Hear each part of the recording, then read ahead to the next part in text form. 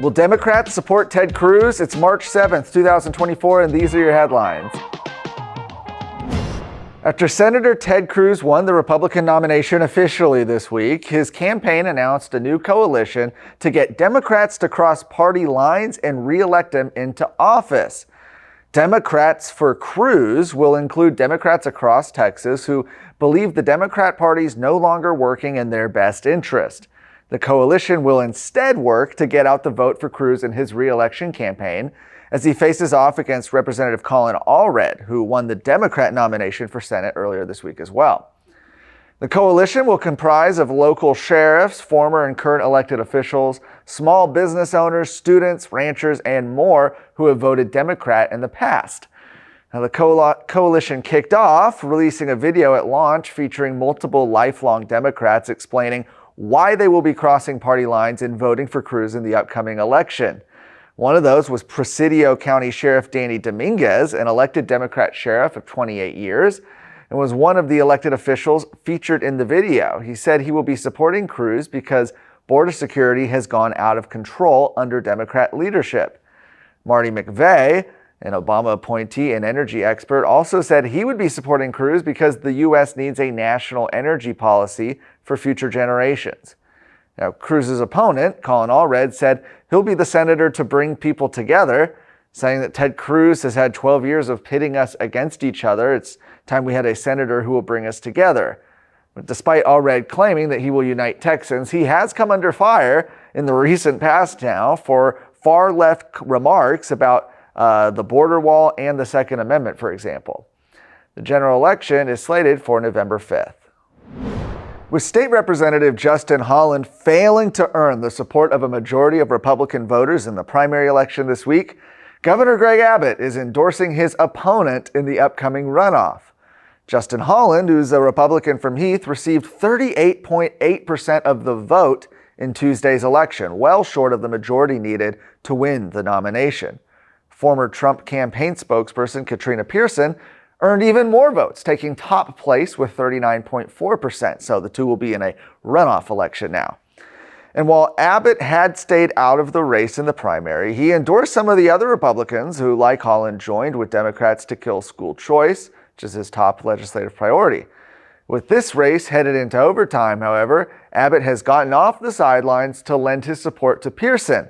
He said Katrina Pierson is a proven, battle-tested conservative who will never stop fighting for the conservative values that help make Texas the land of freedom and opportunity. He went on to say, I know Katrina will work with me to secure our border and put Texas on a pathway to eliminate property taxes for all Texans. I am proud to support Katrina, who stands with the majority of Texans in supporting education freedom for every Texas family. I urge Texans in House District 33 to join me.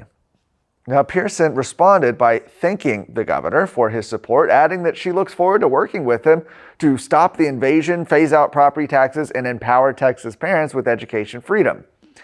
Abbott was quickly followed in his endorsement by Lieutenant Governor Dan Patrick, after already having earned the support of Attorney General Ken Paxton and Agriculture Commissioner Sid Miller.